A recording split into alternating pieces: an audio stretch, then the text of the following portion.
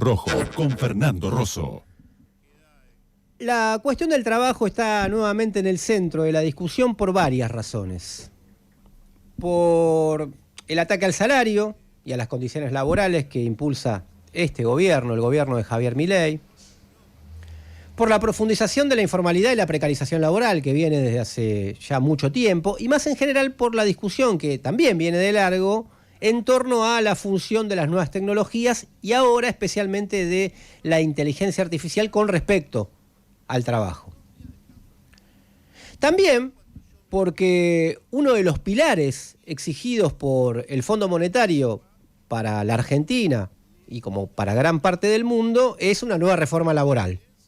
Los otros ejes de ese tridente que plantea siempre el fondo son la reforma impositiva y la reforma jubilatoria, básicamente para aumentar la edad jubilatoria. Bueno, un nuevo aniversario del 1 de mayo, que fue hace 2 días, en el que se recuerda a los mártires de Chicago, así como el paro general que pasó hace algunas semanas, también pusieron sobre la mesa el debate sobre la clase obrera, la situación del mundo laboral, las relaciones de fuerza, las potencialidades y también las debilidades que tiene la clase trabajadora. Pero empecemos por algunos datos. Según el Instituto de Pensamiento y Políticas Públicas, en 2024, la cantidad de personas con pluriempleos batió récords en la Argentina. Hay jornadas laborales de 16, casi 17 horas, 16.8 horas diarias, según este mismo estudio. Y 2,4 millones de personas tienen más de un empleo. Esta proporción no ha parado de crecer desde que se empezó a medir en 2016, salvo durante el paréntesis de la pandemia. La última medición del cuarto trimestre de 2024 marcó un récord histórico en el pluriempleo. 12,4% de la fuerza laboral desde aquel año, de 2016, cuando comenzó a hacerse esta medición o cuando el Instituto de Pensamiento y Políticas Públicas empezó a hacerla. Hace poco, el ministro de Economía, Luis Caputo, planteó que los salarios habían aumentado. Y Luis Campos, del Observatorio del Derecho Social de la CTA, abogado y que sigue mucho estadísticas del trabajo, rebatió esa afirmación diciendo que la principal razón de la suba de los salarios parcial que hubo hacia fines del año pasado, en el sector privado estamos hablando, tenía que ver mucho más con las horas trabajadas que con un aumento del salario realmente. Es decir, más ingreso, pero por más trabajo, en ese sector del empleo privado formal. Campos aseguraba, como dice el ministro, la serie del salario promedio del SIPA, esto es el Sistema Integrado Previsional Argentino, cuánto se aportan al sistema previsional y a partir de ahí se miden cómo están los salarios, está en los máximos de 2018, de acuerdo al SIPA. Pero siempre, decía Campos, hay que ver la letra chica. La metodología del SIPA dice expresamente que incluyen dentro de la remuneración todos los adicionales, no mensuales, es decir, las horas extraordinarias, por ejemplo, lo que más se trabaja. ¿Por qué es importante esto? Porque en el segundo semestre de 2024 crecieron fuerte las horas trabajadas por cada asalariado. Según datos del INDEC, aumentaron 3,3% interanual en el tercer trimestre y 5,1% interanual en el cuarto. Es decir, a más trabajo hubo más salario. O hubo más salario porque hubo más trabajo, no porque aumentaron los salarios. Y un informe más reciente del INDEC, de febrero de este año, confirmó que la recuperación esa que había habido del salario real se estancó en noviembre. Esto más a nivel general. El sector privado quedó en los mismos niveles de noviembre de 2023 y el sector público un 15% abajo. Si se compara contra 2018, pierden el sector privado 17,5% y el público 31,5% respectivamente menos realmente de lo que se cobraba en 2018. Si vamos al salario mínimo vital y móvil, es de 300.000 pesos más o menos en marzo de 2025, era 1.484 pesos por hora para los trabajadores jornalizados. Es decir, no llegaba a los 300.000 pesos por mes. De esta forma cubre apenas el 58,1% de la canasta alimentaria, la línea de indigencia, cubre apenas el 60% de la línea de indigencia, y para una familia tipo poco más del 25% de la canasta básica total, línea de pobreza.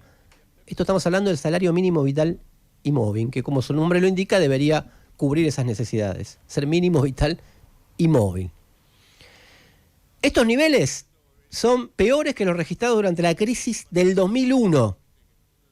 La caída del salario mínimo no es patrimonio obviamente exclusivo de esta gestión, viene perdiendo contra la inflación desde el 2011. Contra el pico de septiembre del 2011, el deterioro fue del 62% del salario mínimo. O sea, se cobra solo un 38% de lo que se cobraba en ese momento. Si desde entonces debiera actualizarse de acuerdo a la inflación, tendría que estar alrededor de 740.000 pesos hoy. No quiero abrumar con más cifras porque me parece que es bastante gráfico esto que mostraba hasta ahora. ¿Qué quieren decir todos estos números? Bueno, manifiestan que el ajuste avanzó sobre el salario y sobre la explotación de trabajadores y trabajadoras en términos de sus posibilidades hasta niveles casi imposibles. Imposibles para los parámetros argentinos, porque, como sabemos, el valor de la fuerza de trabajo no se basa solo en un cálculo matemático, sino que tiene lo que algunos teóricos han llamado un componente histórico-moral, que refiere a una relación de fuerzas determinada. Esto ha cambiado, por supuesto, desde mediados de los 70, dictadura mediante, para tomar algún punto de referencia. El capital avanzó mucho sobre las condiciones de trabajo, las conquistas laborales y sobre el salario. Ahora, esto es así, pero no al nivel de que se permita cualquier cosa, pese a los retrocesos.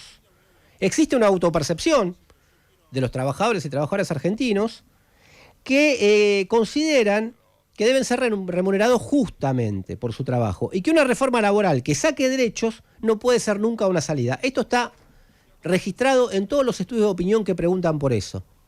Porque a veces esos estudios hacen una trampa, preguntan por una reforma laboral y hay gente que opina que hay que hacer cambios en la estructura del trabajo, pero cuando se pregunta concretamente y dicen, pero deberían privarse de derechos o sacarse estas conquistas, te dicen, no, de ninguna manera, no creo que eso tenga que ser así. Te lo dice la mayoría de la población, ya sea que esté en un empleo formal o que esté informal.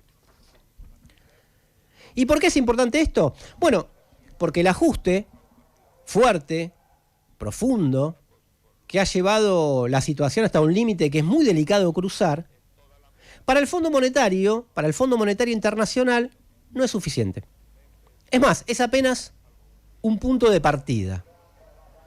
Por eso creen que las grandes reformas aún están pendientes y están financiando, de hecho, la campaña electoral de Milei con una montaña de dólares prestados, alquilados, para que pueda conquistar volumen político para llevarla a cabo después de octubre. Entre ellas, como decía antes, una reforma laboral regresiva. Es tan importante ese límite político que ven hoy, ese reconocimiento, de alguna manera, de la relación de fuerzas, de la autopercepción de las mayorías, que el Fondo Monetario y el capital permiten y hasta ayudan al gobierno para que de acá a octubre haga, hasta cierto punto, todo lo contrario de lo que le piden que lleve adelante después de octubre. Planchar las tarifas, solo le permiten un aumento del 3% mensual, no mensual, sino cada vez que aumente va a aumentar no solamente no más del 3%. Suspenden la discusión sobre la reforma laboral, de hecho la tienen archivada. La reforma previsional también, no salen a decir ahora qué es lo que quieren, que es aumentar la edad jubilatoria. Hicieron algunas rebajas, retoques impositivos para mostrar como que la nafta baja, porque le sacan algunos impuestos. Mantienen el dólar quieto, es decir, un dólar político, ayudado obviamente por la montaña de dólares que le prestaron y que vamos a pagar entre todos y todas, y varias de estas medidas, o la combinación de todas estas medidas para contener la inflación con medidas estatales. Recordemos siempre esto, ellos repudian el Estado, pero para mantener esta economía así, lo hacen con mucha intervención estatal. Pese a toda esta ayuda, este equilibrio precario es bastante difícil. Con las paritarias tienen un problema, porque no pueden permitir paritarias libres. Tienen que ponerle un techo a los aumentos de salario, por temor a la inflación, y esto genera malestar que llegó incluso hasta gremios como la UTA, los choferes de colectivo, que tuvieron rebeliones por abajo en varios lugares. Y hasta la CGT tuvo que tomar nota, se movilizó y pulsea con el gobierno por este tema de las paritarias. La cuestión nodal es que el ajuste que viene ya no puede ser por la vía de licuación de salarios. La licuación ya está prácticamente al tope por las cifras que mostraba anteriormente. Y sin embargo creen que el ajuste recién comienza. Esto va a conducir inevitablemente, antes o después de octubre, a nuevos enfrentamientos probablemente más duros de los que vimos hasta ahora. Porque para ellos, los triunfos que lograron en el ajuste no son definitivos. Nunca son estratégicos, nunca alcanzan. El triunfo estratégico para ellos es esclavizar directamente a todos y todas. Bueno, es la naturaleza del capital y nadie puede ir contra su propia naturaleza. Octubre, las elecciones legislativas de octubre y la maratón de procesos electorales hasta octubre no son significativas en sí mismas. Son importantes para pensar a quiénes se apoya y qué perspectiva política se refuerza para que se tenga la voluntad de enfrentar el ajuste que preparan. Que no te gane la indiferencia.